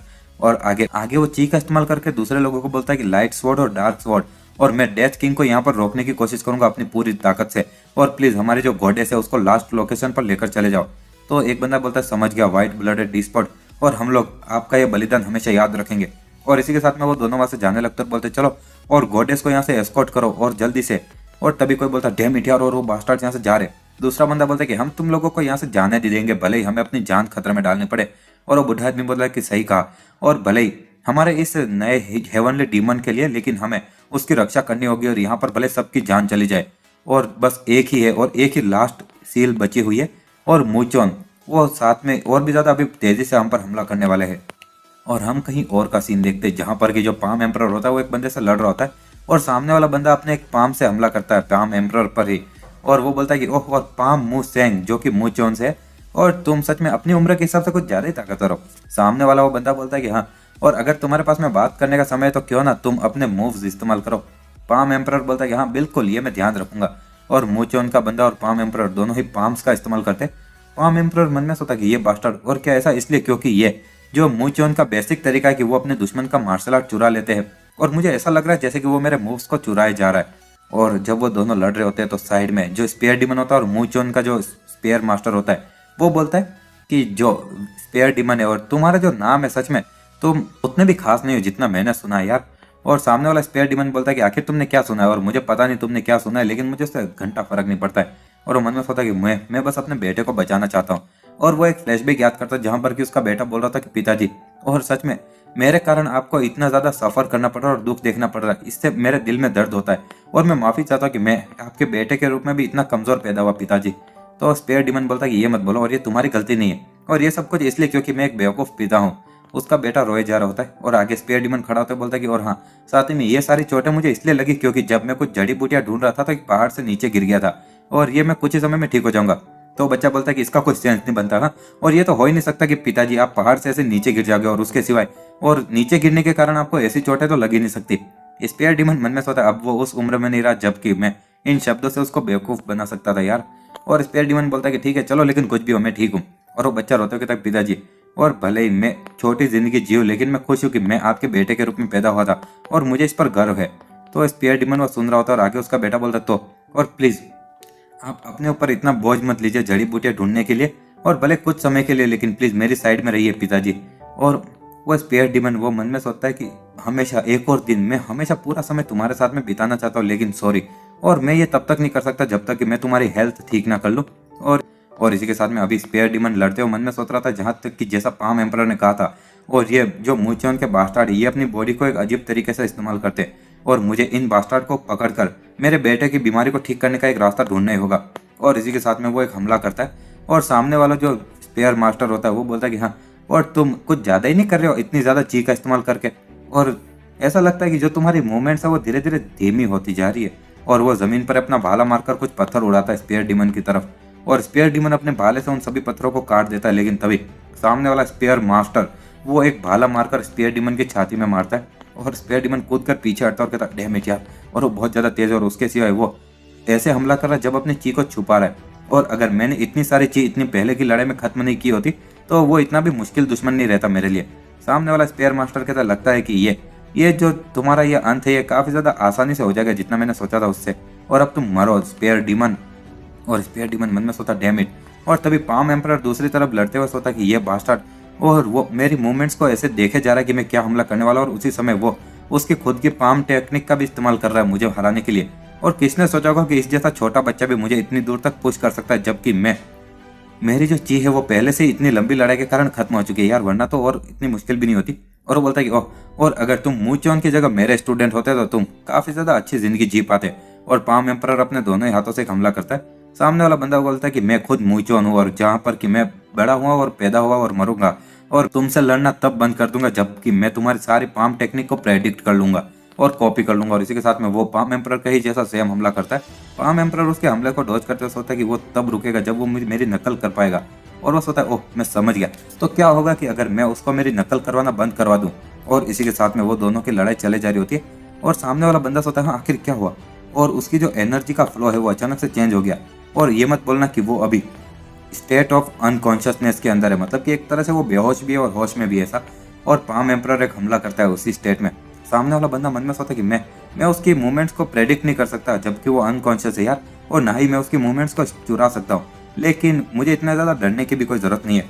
और भले मैं उसकी मूवमेंट्स को प्रेडिक्ट नहीं कर सकता, लेकिन जब वो इस अनकॉन्शियस स्टेट में तो जो पाम एम्परर है वो बस मेरे हमलों को डॉज करेगा और एकदम कम मूवमेंट से मुझ पर हमला करेगा। और जो पाम एम्परर है वो इस पॉइंट तक मुझ पर हमला नहीं कर सकता कि जहाँ पर कि वो मुझे गहरी चोट पहुंचा सके। और हम देखते हैं कि पाम एम्परर जैसे सो रहा हो लेकिन जाग भी रहा हो ऐसा लग रहा होता है। सामने वाला बंदा बोलता है कि हाँ, और मैं बची हुई ची के मामले में तुमसे ज्यादा ताकतवर हूँ पाम एम्परर, और चलो देखते हैं कि तुम कितने लंबे समय तक मुझ पर लड़ पाओगे। और पाम एम्परर उसके हमलों को डॉज किए जा रहा होता है। और वो मन में सोचता आखिर कब था, और एक समय था जब 10,000 नहीं हजारों लाखों तीर मेरे ऊपर चले जा रहे थे ताकि वो मुझे पकड़ पाए और मार पाए। और हम देखते हैं कि पाम एम्परर उनको डॉज किया जा रहा होता है। और वो सोचता है कि भले मैं इसको कितना भी डॉज करता लेकिन ये तीरों की बारिश ये रुकने का नाम ही नहीं ले रही थी। और उनमें से हर एक तीर मुझे मारने के इंटेंशन से फायर किया गया था जब भी अपना किलिंग इंटेंट में दिखाता था। और मैं जो कि जितना इस दुनिया में सबसे ज़्यादा अपनी ज़िंदगी में थका हूँगा उस दिन थका हुआ था, और मैं बस अपने इंस्टिक्ट पर ही भरोसेमंद रह पा रहा था ताकि मैं अपने ची को थोड़ा बस रिकवर कर सकूँ तब तक। तो इसीलिए मैं अपनी कॉन्शियसनेस को मैंने जाने दिया, और ये सबसे पहला स्टेज था अनकॉन्शियसनेस का जो मुझे महसूस हुआ था। और इसी के साथ में कुछ तीर ऊपर से गिर रहे होते। जो पाम एम्परर वो होता है मन में सोचता है कि जब मैं ये मेरी कॉन्शियसनेस यहाँ पर आराम कर रही थी तो जो मेरी बॉडी थी वो मेरे जिंदा रहने के लिए बिना रुके इधर इधर मूव किए जा रही थी, और उन अनगिनत तीरों के बीच में मेरी बॉडी जो कि बस इंस्टिक्ट पर ही चले जा रही थी, और वो यहाँ पर ऐसे तीर के बीच में जो कि किलिंग इंटेंट से भरे हुए थे और नहीं भरे हुए थे उनके अंदर फर्क पता कर पा रही थी। और बस एक जो तीर था वो किलिंग इंटेंट की जगह डर के साथ में चलाया गया था। और इसी के साथ में पाम एम्परर ने वो तीर पकड़ा, और वो बोलता है उस समय मैंने रियलाइज किया कि जितनी भी चीजें मेरी तरफ किलिंग इंटेंट से आ रही थी क्योंकि मेरी कॉन्शियसनेस वो किलिंग इंटेंट से ही भरी हुई थी। और ऐसा लग रहा था जैसे कि जो मेरा किलिंग इंटेंट है वो एक आईने की तरह मुझे सब कुछ दिखा रहा है। और इसी के साथ में वो एक तीर को पकड़कर पीछे फेंक देता है और एक बंदे को मार देता है। और वो बोलता है कि इसीलिए ये अनगिनत तीरों की जो बारिश थी उसके अंदर मैंने एक तीर को ढूंढ लिया जिसके अंदर की छोटा सा गैप था, और इसीलिए उन लोगों की सावधानी हटने पर मैंने उनको पकड़ लिया और उनकी पूरी कैंप को खत्म कर दिया। और इसी के साथ हमारा ये चैप्टर लो दोस्तों। और सेलेस्टियल जीनियस के इस चैप्टर की शुरुआत में हम देखते हैं कि जो पाम एम्परर होता है उसने अपनी पूरी स्टोरी बताई होती है और वो बोल रहा था कि मुझे एक लूप होल मिल गया था और कोई ऐसा जिसने कि अपनी लड़ने की इच्छा कोई खो दिया था, और अगर वो मेरे किलिंग इंटेंट से बेवकूफ नहीं बनेगा तो मैं उसको ढूंढ ही लूंगा। और बस इतने सारे किलिंग इंटेंट के बीच में एक हमला, और सामने वाला बंदा मन में सोचा रुको, और आखिर ये ऐसा क्यों हो रहा है कि मेरे इतने सारे हमले में से एक भी उसको लग नहीं रहा है, और बाय एनी चांस क्या हो ये किसी तरह की ट्रिक है जिसमें कि वो मुझे बेवकूफ बनाना चाहता है। और नहीं, ये तो हो ही नहीं सकता कि मुझे बेवकूफ नहीं बना यार, और मैं पक्का जीत रहा हूँ। और लेकिन क्या होगा कि अगर मैं हार गया तो, और तब वो थोड़ा डर गया होता है। और तभी पाम एम्परर वो मौके को पता लगा लेता है जब वो किलिंग इंटेंट नहीं लेकिन डर से हमला कर रहा होता है, और पाम एम्परर उसका हाथ पकड़ लेता है। सामने वाला बंदा बोलता है आखिर कैसे? पाम एम्परर बोलता है मैंने तुम्हें पकड़ लिया, और ये तुम्हारे अनगिनत हमलों में एक हमला था, और तुम्हारा जो माइंड है वो एक पल के लिए अपने ऊपर शक कर रहा होगा। नहीं, सामने वाला बंदा बोलता है आखिर ये कैसे हो सकता है यार? और ये पाम एम्परर की कॉन्शियसनेस वापस भी आ गई, और क्या उसने बस इतने सारे हमलों में से एक हमले को बिना गलती के पकड़ लिया, और इतने कम समय में, वो भी अनकॉन्शियस में? तो पाम एम्परर बोलता है कि प्रेशर, और इसी के साथ में सामने वाले बंदे का हाथ फूलने लगता है और फट पड़ता है। और वो बंदा मन में सोचता है ये है जब पाम एम्परर की ताकत। और इसी के साथ में पाम एम्परर उसकी छाती पर हाथ रखता है और बोलता है कि चलो, और मैं तुम्हें सच में कमांड करना चाहूंगा यार, और तुम्हारी जिंदगी भले छोटी रही होगी लेकिन तुमने काफी ज्यादा बड़ी चीजें हासिल कर ली। और इसी के साथ में उस पर एक हमला करता है और उसको मार डालता है, और सामने वाले बंदे की तो छाती में छेद हो जाता है यार। और उसके पीछे जो स्पेयर मास्टर होता है उसके भी छाती में एक भाला होता है। वो बोलता है कि आखिर आखिर इतने कम समय में तुम्हें इतनी ताकत कैसे मिल गई, और मैं पक्का पहले तुमसे जीत रहा था, तो आखिर हम दोनों में क्या फर्क था? स्पेयर डीमन बोलता क्या तुम्हारा कोई बच्चा है? स्पेयर मास्टर बोलता कि आखिर ये तो बहुत ही ज्यादा प्रॉब्लम वाली चीज है। तो स्पेयर डीमन बोलता है यही एग्जैक्टली कारण है कि मैं तुमसे जीत गया, क्योंकि मेरा एक बेटा है जिसकी मुझे रक्षा करनी है। स्पेयर मास्टर बोलता कि आखिर ये किस तरह की बकवास है, लेकिन तभी स्पेयर डीमन अपनी ची का हमला करता है और उसको भी मार डालता है। और पाम एम्परर वो देखते कहता कि जैसी उम्मीद थी हाँ तुमसे, और किसने सोचा होगा कि तुम इतनी सारी ची का इस्तेमाल करके भी इतनी ताकत हासिल कर लोगे यार, तुम बहुत कूल हो, बहुत कूल। स्पेयर डीमन बोलता है कि मेरे पास में अभी मजाक करने का समय नहीं, और चलो जल्दी से मूव करते हैं। और जब वो दोनों जा रहे होते हैं, पाम एम्परर बोलता है जरा तुम्हें देखो तो सही, और तुम अपने आप को थोड़ा सा समय भी नहीं दे रहे हो अपनी एनर्जी को रिकवर करने का। स्पेयर डीमन बोलता है कि पाम एम्परर, और जो तुमने पहले अनकॉन्शियस होकर लड़ाई लड़ी थी, और मुझे लगता तो है कि ये काफी ज्यादा इनक्रेडिबल टेक्निक है, तो लेकिन प्लीज और वापस आज के दिन के लिए तो वापस तुम अनकॉन्शियस मत होना। पाम एम्परर बोलता क्या, और तुम इस पूरे समय मुझे देख रहे थे और तुम्हें मैं इतना पसंद हूँ क्या? स्पेयर डीमन चिल्लाता बोलता क्या मैंने तुम्हें पहले बोला नहीं क्या, और मेरे पास में मजाक करने का समय नहीं है। और वो जो लड़ाई थी वो ऐसी थी जैसे अपनी जिंदगी को ही छोड़ देना हो, और एक बार के लिए काफी है, लेकिन अब जब तुम्हारी एनर्जी खत्म हो चुकी है तो तुम अगली बार तो पक्के मारे जाओगे। पाम एम्परर बोलता कि हाँ, और मुझे अच्छे से पता है यार, और नॉर्मली उस जैसे बास्टार्ड के सामने मुझे इतना समय नहीं लगाना पड़ता, लेकिन चलो अभी के लिए मैं भी मजाक करना बंद करता हूँ, और इसीलिए हमें वापस जिंदा जाना होगा क्योंकि हमारे बच्चों के लिए सही।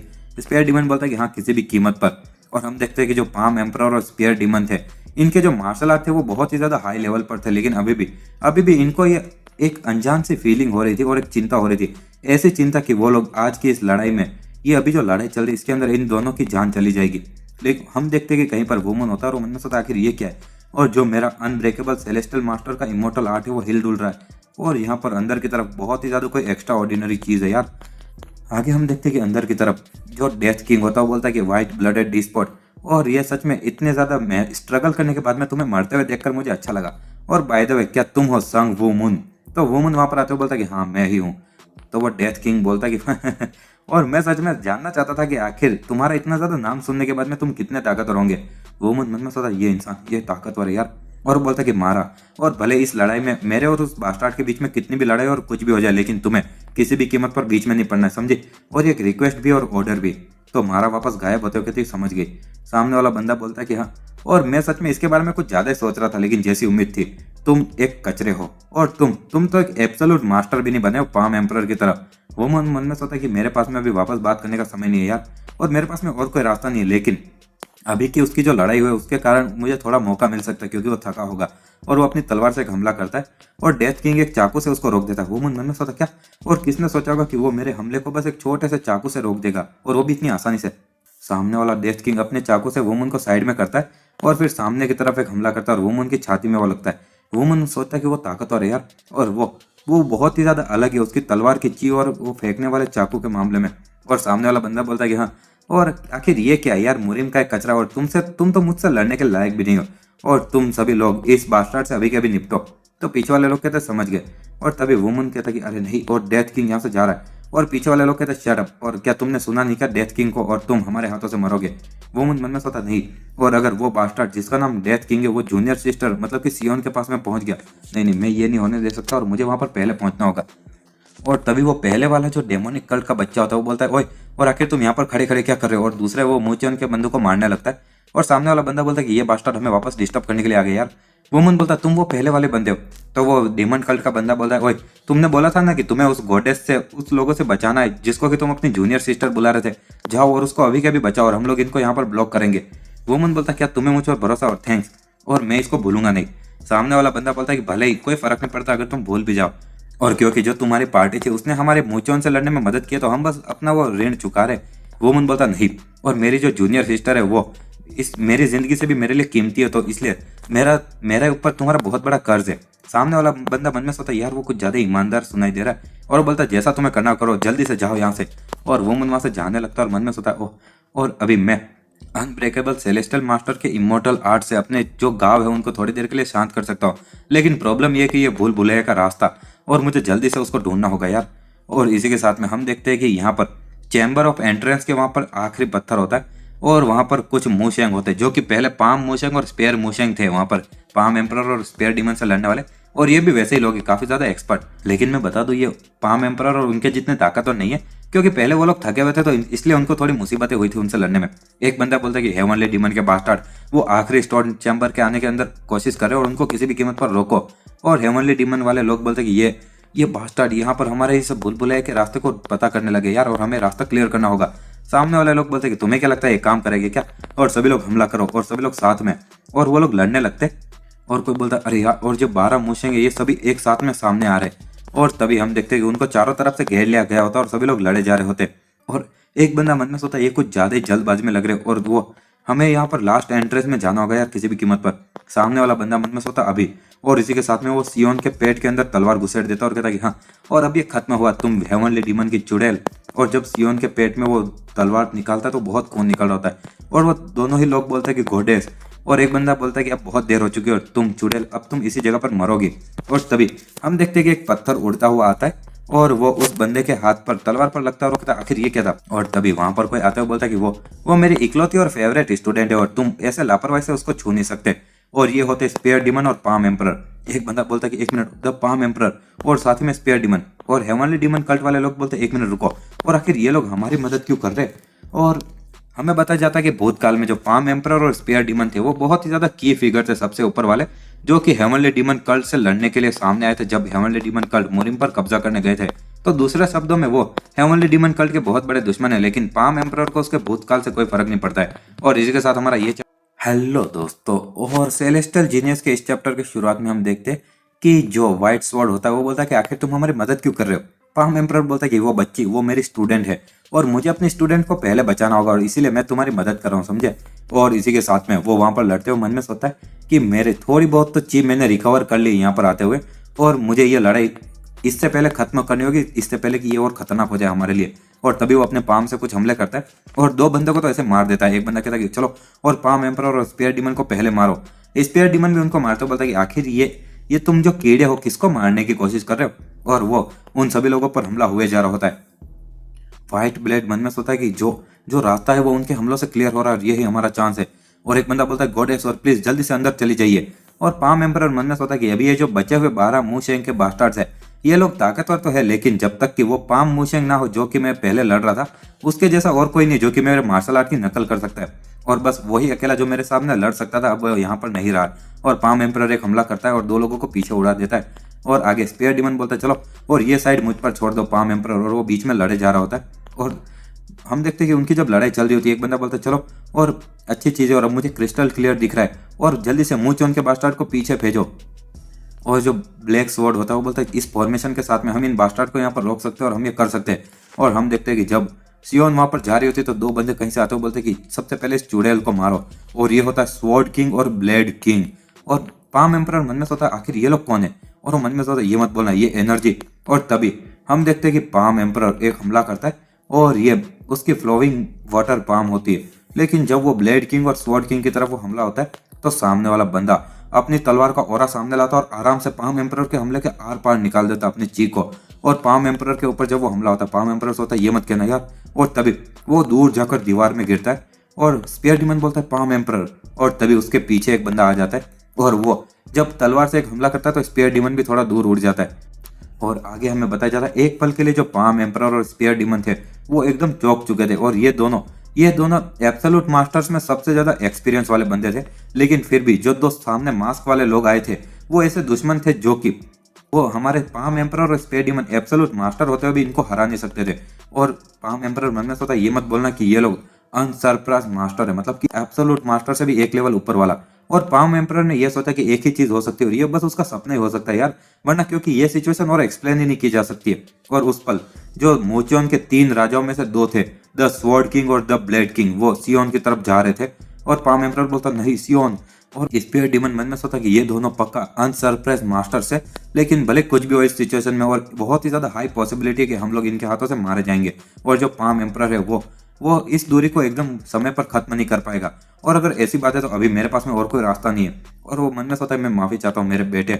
और एकदम से वो एक बंदे की तलवार के सामने आ जाता है और वो कहता है हाँ, और कोई मतलब नहीं अगर तुम बीच में पड़ो तो भी, और मैं उस कुतिया को बस अपने एक हाथ से ही मार सकता हूँ समझे।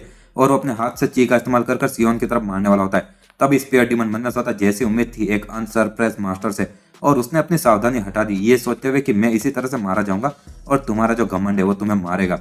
और मैं बस अपने इस एक हमले में अपनी पूरी जान लगा रहा हूँ। और सामने वाला बंदा कहता है तुम बास्टार्ड। और स्पीयर डीमन अपना भाला उसकी छाती में घुसाकर फोड़ डालता है। और तभी जो स्वॉर्ड किंग होता है वो बोलता है कि ब्लेड किंग तुम बेवकूफ बास्टार्ड, और आखिर तुमने अपनी सावधानी क्यों हटाई। और तभी वो पीछे से स्पीयर डीमन पर हमला करते हुए सोचता है कि मैं तुम्हें मार डालूंगा। और तभी पाम एम्परर सामने आता है और अपने हाथ को सामने लाकर उसकी तलवार को रोक लेता है। ब्लेड डीमन कहता तुम बास्टार्ड। और पाम एम्परर के हाथ से बहुत सारा खून निकलता है और थोड़ा सा उस स्वॉर्ड किंग की आंख में भी चला जाता है। पाम एम्परर बोलता है कि मैं माफी चाहता हूँ लेट होने के लिए स्पीयर डीमन, और अपने हाथ से एक हमला कर उसको दूर कर देता है। स्पीयर डीमन वहां पर घुटने में बैठा होता है और मन में सोचता मुझे लगता है कि बस मेरा अंत यहीं पर है। और पाम एम्परर और स्वॉर्ड किंग वहां पर लड़ रहे होते और स्वॉर्ड किंग मन में सोचता पाम एम्परर और वो बार बार मेरे लेफ्ट साइड में ही हमला कर रहा है और वो मेरे लेफ्ट आंख पर हमला कर रहा है जिसमें कि खून लगा हुआ है, और तुम्हें क्या लगता है कि इस तरह की ट्रिक काम करेगी। ऐसा बोलते हुए वो पाम एम्परर के हमले से बचता है और एक अपनी तलवार के ओरा से हमला करता है जो कि पाम एम्परर की छाती में लगता है और उसके भी बहुत सारा खून निकल होता है। पाम एम्परर मन में सोचता कि वो सच में एक अनसरप्राइज मास्टर है, और अगर ये इस छोटे से इलाके के कारण नहीं होता तो मैं अभी सच में काफी ज्यादा एक्साइटिंग लड़ाई लड़ पाता। और वो मुस्कुरा रहा होता है। स्वॉर्ड किंग कहता है कि क्या तुम पागल हो क्या, और क्या तुम खुश हो कि अभी तुम्हारा जो मरने का समय है वो फाइनली आ रहा है। पाम एम्परर मन में सोचता है कि हाँ शायद, और ये जरूर मेरी जिंदगी की इतनी लंबी जिंदगी की एक फाइनल मूवमेंट है यार। और आगे हम देखते हैं कि वो मन में सोच रहा था कि जिन जिन वो मुन, और मैं माफी चाहता हूँ और ये आखिरी बार है शायद जब मैं तुम लोगों के बारे में सोच रहा हूँ। और आगे वो बोलता है कि एक अनसरप्राइज मास्टर के रूप में जो स्वॉर्ड किंग है वो बहुत ही ज्यादा ऐसे कोई अलग अलग बड़े बड़े मार्शल आर्ट इस्तेमाल नहीं करता है, और वो सिंपल और क्लियर मूवमेंट इस्तेमाल करता है जिसमें कि एकदम मिनिमल उसके मूव्स इस्तेमाल होते हैं। और तुम उसकी तलवार को तब तक नहीं रोक पाओगे जब तक कि तुम परफेक्ट सेल इफेक्टमेंट के स्टेज पर ना पहुंच जाओ। और जब तुम यहाँ पर साइलेंस और अनकॉन्शियसनेस की सर्वाइवल इंस्टिंक्ट के बीच की बाउंड्रीज को जब पार करते हो तो मैं इसकी तलवार को रोकूंगा जो कि अनसरप्राइज मास्टर है। और सामने वाला स्वॉर्ड किंग बोलता है कि हाँ, और भले तुम किसी भी तरह की ट्रिक का सोच रहे हो लेकिन वो मुझ पर काम नहीं करेगी। और इसी के साथ में वो अपनी तलवार से एक मारता है और पाम एम्परर के पाम पर हमला किया जा रहा था और बोलता है जरा इस बास्टार्ड को देखो। हाँ, और पाम एम्परर हमला किया ही जा रहा था और अभी वो अनकॉन्शियसनेस के स्टेज में होता है और सामने वाला वो बंदा मन में सोता है हाँ, और ये एक अनकॉन्शियसनेस के स्टेज पर है और वो अपने पूरी बॉडी की ची को अपने बस दोनों हाथों में इकट्ठा कर रहा है और मेरे हमलों को बस अपने इंस्टिंक्ट से ही ब्लॉक कर रहा है। और दूसरे शब्दों में देखा जाए तो अगर वो एक भी हमले में लेट हुआ और उसके हाथों को छोड़कर अगर मेरा हमला कहीं पर भी लगेगा तो वो तुरंत मारा जाएगा। और ये क्या उसके आखिरी जिंदगी की लड़ाई में बचने की कोशिश है क्या? और बेवकूफ बास्टार्ड, और अगर ऐसी बात है तो मैं सारी चीजें अपने किलिंग इंटेंट में डाल दूंगा और अगर मैं अपने किलिंग इंटेंट और अपने इंटरनल आर्ट्स को अपनी तलवार में डालूंगा तो जो तुम्हारा डिफेंस है वो बस एक ही वार से खत्म हो जाएगा। और जब वो हमला करता है वो बोलता है चलो, और अब इस लड़ाई को ज्यादा लंबा खींचने का मेरे पास में समय नहीं और मैं इस एक स्विंग से तुम्हें खत्म कर दूंगा। और जब वो अपनी तलवार घुसाता है तो वो पाम एम्परर की छाती का आर पार हो जाती है और इसी के साथ में पाम एम्परर के मुंह से खून निकल रहा होता है तो सामने जब हम देखते हैं कि पाम एम्परर का एक हाथ वो उस बंदे की छाती पर होता है और वो स्वॉर्ड किंग बोलता है कि ये बास्टर्ड, और तभी उसकी छाती में पाम एम्परर के हमले से एक छेद हो जाता है और वो भी पीछे हटता है और कहता है कि ये बास्टर्ड। और क्या इसका प्लान शुरू से यही था कि वो शुरू में जब उसने मेरे आंख में खून डाला था और वो मेरी लेफ्ट साइड पर ही निशाना लग रहा था क्योंकि मेरा जो विजन है वो थोड़ा ब्लर हो चुका था उस खून के कारण, और उसने जानबूझ के अपने दिल को छोड़ दिया था और एक पल के लिए उसने अपनी सारी चीज को एक हाथ में इकट्ठा किया और मेरे दिल पर निशाना लगाया। और डैम इट, और हमारा जो घमंड था उसने हमें फंसा दिया यार। और अभी अभी जो मुझे चोट लगी ये बहुत ही ज्यादा गहरी है। और आगे वो साइड में जाते हुए कहता है कि जो ब्लेड किंग है वो भी सांस ले रहा है और उसको उठा के भागते हुए सोचता है कि जो स्पीयर डिमन और पाम एम्परर वो अभी इस जगह से वैसे भी जिंदा नहीं बचने वाले, और अभी अभी जो हमारे जिंदा बच के भागना है वही मेरी प्रायोरिटी, और दोनों वहां से भाग जाते हैं। हम देखते हैं कि पाम एम्परर भी घुटने पर गिर जाता है और वो बोलता है डैम इट, और क्या क्या ये अंत है? और अंत में मेरी लिमिट इतनी ही थी और मैं एटलीस्ट उस बास्टार्ड को तो मारना चाहता था। और हम देखते हैं कि साइड में जब वो हेवनली डीमन और मूचोन लड़ रहे होते, सियोन जाते हुए बोलती कि द लास्ट क्रिस्टल, और व्हाइट ब्लेड बोलता है कि जो पाम एम्परर और स्पेयर डिमन थे उनके यहाँ पर बीच में पड़ने के कारण उनकी तो हालत खराब हो चुकी है, लेकिन उनके कारण जो अनसरप्राइज मास्टर है वो यहाँ से जा चुके हैं और उनकी मदद के कारण जो ये 12 मूछें हैं उनकी भी हालत खराब हो चुकी है। और जो आखिरी सील क्रिस्टल है वो अब हमारे सामने है, और ये सच में ये बहुत ही ज्यादा इनक्रेडिबल हीलिंग और सर्वाइवल एबिलिटी जो कि हेवनली डीमन के आर्ट की है, और इसी के कारण हमारी ये सियोन अभी तक जिंदा है और गॉडेस अभी भी आगे जा सकती है और हम लोग ये कर सकते हैं। वो व्हाइट ब्लेड बोलता है कि चलो, और ये ऑलमोस्ट खत्म हो चुका और इन लोगों को किसी भी कीमत पर रोको। और इसी के साथ हमारा ये हेलो दोस्तों, और सेलेस्टियल जीनियस के इस चैप्टर की शुरुआत में हम देखते हैं कि सामने वाले जो लोग होते हैं मूचोन के, वो लोग बोलते हैं कि ये जिद्दी बास्टार्ड और हमें किसी भी पल उसको मारना होगा यार। और कहीं पर पाम एम्परर की हालत खराब होती है और बोलता है स्पेयर डीमन, और हमारी हालत कितनी खराब है नहीं। स्पेयर डीमन बोलता है मैंने तुम्हें बोला था ना कि तुम ऐसे लापरवाह लड़ाइयों में मत पड़ा करो। पाम एम्परर बोलता है कि जब ये तो तुम थे ना जिसने सबसे पहले अपनी जिंदगी को छोड़ दिया था, नहीं, और वो भी इतनी लापरवाही लड़ाई में, तुम ही तो अपनी जान देने के लिए पहले आए थे। स्पेयर डीमन बोलता है कि लेकिन इसके लिए तो हमें अपनी जान खतरे में डालने ये लायक ही थी नहीं लड़ाई। पाम एम्परर बोलता है कि हाँ मुझे पता है। और तभी एक कुल्हाड़ी वाला बंदा आता है, बोलता है कि ओह, और पाम एम्परर बैक सैंग इन, और मैं तुम दोनों की ही जिंदगी यहाँ पर खत्म करूंगा। और पाम एम्परर बोलता है कि डैम इट, और तभी उसको आवाज आती ना ना जी, और वुमन वहां पर एक बंदे को मारते बोलता है कि साइड में हटो तुम बास्टार्ड्स। पाम एम्परर बोलता है वुमन, और डैम इट यार, और आखिर मेरे पोते को मेरा अंत इस तरह से क्यों देखना, ये बहुत ही ज्यादा शर्मनाक है यार। और एक बंदा बोलता है कि हाँ नाना जी, और तुम जरूर संग वुमन हो गए नहीं, और मैं तुम्हारे नजरों के सामने ही तुम्हारे नाना जी का सिर धड़ से अलग कर दूंगा। और वुमन जोर से चिल्लाता नाना जी, और एकदम से वहां पर से वो भागने लगता है। और ये जो सीन था ये एकदम एक फोटो के जैसा दिख रहा था जो कि डायरेक्टली वुमन की आंखों में जा रहा था, लेकिन आंखों से होते वो सीधा दिमाग में गया था। और वुमन मन में सोचा ये नहीं हो सकता, और नाना जी इतनी आसानी से तो नहीं मरेंगे नहीं, और मुझे भागना होगा, मुझे उसको बचाना होगा, और मुझे भले एक कदम और तेज दौड़ना होगा, और प्लीज। और जो संग वुमन था अभी इस पल उसका जो दिमाग है वो कई गुना 1000 गुना तेज चल रहा है नॉर्मल से, और वो भी इस शौक के कारण। और वुमन मन में सोचा तेज, और मुझे उसको और तेजी से बचाना होगा। और ताकतवर बनने की जो इतनी ताकतवर इसकी इच्छा थी वो सबसे ज्यादा ताकतवर थी, मतलब मैंने कुछ ज्यादा बोले नहीं। और सब चीजों को डिस्ट्रॉय करना और अपनी रियलिटी को पूरा पार कर देना, और उसकी जो बॉडी थी और अंदर की चिप वो संग वुमन की इच्छा से ही मूव कर रही थी, और वो अपने लिमिट को पार किए जा रहा था। और फाइनली ऐसा लग रहा था कि समय उसके लिए रुक चुका, और ये एकदम वो बिजली जितना तेज हो चुका था। और जो एब्सोल्यूट स्टेज था जिसके ऊपर उसके नाना जी थे, और उसने उस दीवार को तोड़ दिया, और साथ ही में वो एब्सोल्यूट स्टेज से भी एक स्टेज ऊपर तक पहुंच गया था, मतलब वो अपने नाना जी से भी ज्यादा ताकतवर हो गया था। और उस पल जो संग वुमन था उसको वो पेंटिंग एकदम अच्छे से याद आ रही थी, और 1000 बार नहीं 10,000 बार। और जो आसमान से गिरती हुई बिजली थी उस पेंटिंग के अंदर, और उस बिजली की तरह वुमन एकदम से उस बंदे की गर्दन काट देता है, और उस बंदे को रियलाइज भी नहीं होता और वो मर जाता है। वुमन बोलता नाना जी, और पाम एम्परर बोलता ये बास्टार्ड यार, और वो मन में सोचता इसको पता भी नहीं कि अभी अभी इसने एब्सोल्यूट की दीवार को भी तोड़ दिया। और उसके नाना जी बोलते हैं हाँ, और ये सच में मेरी खुशकिस्मती है कि तुम पैदा हुए वुमन, और अब मैं मर भी जाता तो मुझे कोई पछतावा नहीं है। वुमन बोलता आखिर तुम अभी क्या बोल रहे हो, और मेरे पास में गोल्डन एलिक्सर है। तो उसके नाना जी बोलते भूल जाओ, और क्या तुम्हें भी ये पता नहीं चल रहा, और अब बहुत देर हो चुकी है। वुमन बोलता नहीं, और मैं पक्का करूंगा कि मैं तुम्हें बचा लूं। पाम एम्परर वो इतनी आसानी से मर नहीं सकते, नहीं पाम एम्परर इतनी आसानी से मरे इसका कोई सेंस नहीं बनता है। पाम एम्परर बोलते वुमन, और तुमने कहा था ना कि तुम एक स्वॉर्ड सेंट बनना चाहते हो। वुमन बोलता ये अभी बहुत ज्यादा खतरनाक है जब तक कि तुम्हारी ची ऐसे अरेंज नहीं हो जाती, और प्लीज बात करना बंद करो और अपनी सांस थोड़ी बचा कर रखो नाना जी। और उसके नाना जी बोलते कि मेरे पोते जिस पर कि मुझे इतना ज्यादा गर्व है, और प्लीज तुम एक स्वॉर्ड सेंट बनो, और एक अनडिफीटेबल स्वॉर्डमैन। और जो लोग मुझे इस मांगा का नाम पूछ रहे थे, यही है इसका नाम, द अनडिफीटेबल स्वॉर्ड्समैन। और उसके नाना जी बोलते हैं जो कि किसी से भी नहीं हारता है, और इसी के साथ में वो अपना दम तोड़ देते हैं, मर जाते हैं। वुमन बोलता है नाना जी नहीं नहीं, और उसको अपने वो सारे पल याद आ रहे होते शुरू से लेकर अंत तक, जो कि उसने अपने नाना जी के साथ में बिताए होते, और जो भी उन्होंने शिक्षा वगैरह दी होती है, आखिरी बार मिले होते वगैरह वगैरह। और वो रोने लगता और जोर से चिल्लाता नाना जी। और आगे आगे वो वापस मन में सोचता है कि मैं कसम खाता हूँ मेरे नाना जी के सामने कि मैं आज के बाद से किसी के भी हाथों से हारने नहीं वाला, और ये मूचोन मैं उनको अपने हाथों से खत्म करूंगा। और प्लीज मुझे माफ करना कि मैं आपकी बॉडी को अपने साथ में अभी वापस नहीं ले जा सकता, लेकिन प्लीज, और क्योंकि आपने मेरे साथ में एग्री किया था कि मैं जूनियर सिस्टर को बचाऊं और वो हमारी टॉप प्रायोरिटी है, तो इसलिए मैं पहले जा रहा हूँ। और वो अपने नाना जी की लाश को छोड़कर जब जा रहा होता है, स्पीयर डीमन बोलता है कि मेरे पास में भी एक एहसान कर दो, मुझ पर भी जूनियर ब्रदर। वो वुमन मन में सोचता है कि द स्पीयर डीमन, और जैसी उम्मीद थी वो भी अभी उस मरने की ही हालत में है। और वुमन बोलता प्लीज बोलो, और तुम्हारी जो भी रिक्वेस्ट होगी मैं सुनूंगा। तो स्पीयर डीमन एक उसको चीज बोलते हुए बोलता है कि ये ले जाओ, और जब तुम एक बार यहाँ से बाहर चले जाओ तो तुम मेरे बेटे को ढूंढना और उसके एक मास्टर बन जाना। और अभी मेरा बेटा ताइवान के सांजी प्रोविनेंस के अंदर लिव विलेज के अंदर आराम कर रहा है। वुमन बोलता ठीक है, और मैं अपनी ताकत लगाकर जो हो सकेगा वो करूंगा, और मैं उसको एक ऐसा स्पेयर मास्टर बनाऊंगा जो अपने पिताजी से भी ज्यादा ताकतवर होगा। और स्पेयर डीमन मन में सोचता है कि उसका जो जवाब है एकदम ईमानदारी वाला है, और संग वुमन अगर ये इंसान है तो ये सच में मैं उस पर अपना भरोसा रख सकता हूँ। और वो बोलता थैंक यू जूनियर ब्रदर, और वो भी अपनी आंखें बंद कर लेता है। और इसी तरह से ये जो एक सेंचुरी की लड़ाई थी यहाँ पर इस प्राचीन शहर के अंदर, जिसमें कि दो मास्टर लड़ रहे थे, पाम एम्परर और स्पेयर डीमन, और इन्होंने सेम समय पर अपनी मौत को देखा, वो भी संग वुमन के सामने ही।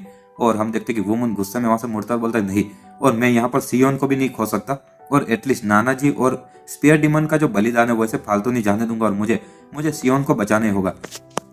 और इसी के साथ में हम देखते हैं कि कहीं पर कुछ लोग वहां पर चोट लगी होती है, और वो लोग बोलते हैं डैम इट, ये पाम एम्परर और ये स्पेयर डीमन अगर उन बास्टार्ड के कारण नहीं होता तो हम इतनी आसानी से उन हेवनली डीमन बास्टार्ड से नहीं हारते। और सियोन वहां पर जा रही होती है, और दो लोग सियोन पर मारे जा रहे होते हैं, और बोलते हैं कि ये खत्म हुआ और हमें इस कुतिया को किसी कीमत पर मारना ही होगा, और मरो। और तभी एक बंदा बोलता है अब ये खत्म हुआ, और जैसे सियोन की गर्दन काटने वाला होता है तो वुमन बिजली की तरह उसके भी दो टुकड़े कर देता है। और तभी एक बंदा कहता है आखिर तुम कौन हो, और मारा वहां पर आती है और उससे लड़ने लगती है।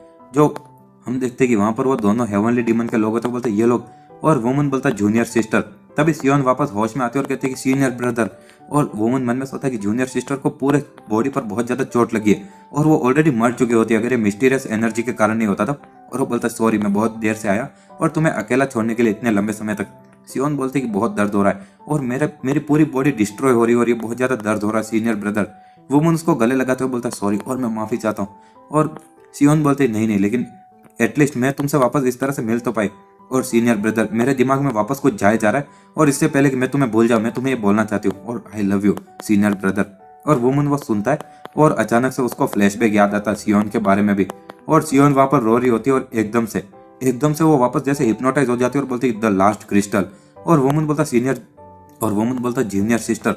और सियोन वापस अपना दिमाग खो देती है, और वो उस आखिरी क्रिस्टल को भी पकड़ती है। वुमन बोलता जूनियर सिस्टर ठीक है तो मैं तुम्हारी रक्षा करूंगा, और जब तक कि तुम उसको अपने अंदर शामिल ना कर लो भले ही मुझे अपनी जान खतरे में डालनी पड़े, और जो भी तुम्हारे रास्ते में आएगा वो मेरे हाथों से मरेगा। और तभी एक बंदा हेवनली डीमन वाले को एक को मारता है, और आगे बोलता है हाँ छोटे बच्चे, और तुम्हारे जैसे एक छोटे मार्शल आर्टिस्ट की हिम्मत कैसे हुई हमसे लड़ने की। और तभी एक बंदा जो मर चुका होता है मन में सोचता है डैम इट, और क्या ये थी मेरी लिमिट, और प्लीज गॉडेस। और तभी वो बंदा जब वुमन पर हमला करता है, वुमन मन में सोचता है वो बहुत ज्यादा धीमा है यार, और क्या वो जानबूझकर धीमे से हमला कर रहा है, और क्या वो चाहता है कि मैं अपनी सावधानी हटा लूँ। और अगर ऐसी बात नहीं है तो जो मैंने अभी उस पेंटिंग के अंदर जो बिजली देखी थी पहले, क्या उसके कारण मैं वापस बदल गया और मैं ताकतवर बन गया। और इसी के साथ में वो बस एक मारता और सामने वाले बंदे के टुकड़े हो जाते। दूसरा एक बंदा कहता है ओए, और कुडेल मुजैंग। और हेवनली डीमन वाला बंदा बोलता है कि ये इनक्रेडिबल स्पीड और स्वॉर्ड जी। और वहां पर सियोन उस सील को अनलॉक करती है, और सामने वाला बंदा बोलता है कि हमारे जो गॉडेस है वो आखिरी क्रिस्टल को भी अब्जॉर्ब कर रही है, वो भी इसी बंदे के कारण। और जो मूचोन का बंदा होता है वो उस बुढ़े आदमी पर एक मारता कहता है कि मरो तुम बुढ़े कहीं के। और सामने वाला बंदा कहता है डैम इट, और मैंने अपनी सावधानी हटा ली। और वो बंदा वुमन की तरफ जाते कहता है ये सब कुछ खत्म हुआ तुम कुतिया। और वुमन वहां पर उसके दो टुकड़े कर देता है और बोलता है मैंने कहा कि जो भी सियोन के पास में जाने की कोशिश करेगा वो यहाँ पर मरेगा। और तभी वुमन के पीछे भी कोई आता है और कहता है कि क्या तुम थे, और तभी वुमन के पीठ में वो तलवार घुसा देता है। और इसी के साथ हमारा ये चैप्टर भी यही खत्म होता है। अगर आपको वीडियो पसंद आती है तो लाइक शेयर एंड सब्सक्राइब कर देना। मैं डेली ऐसी वीडियोस लाता रहता हूँ। And thanks for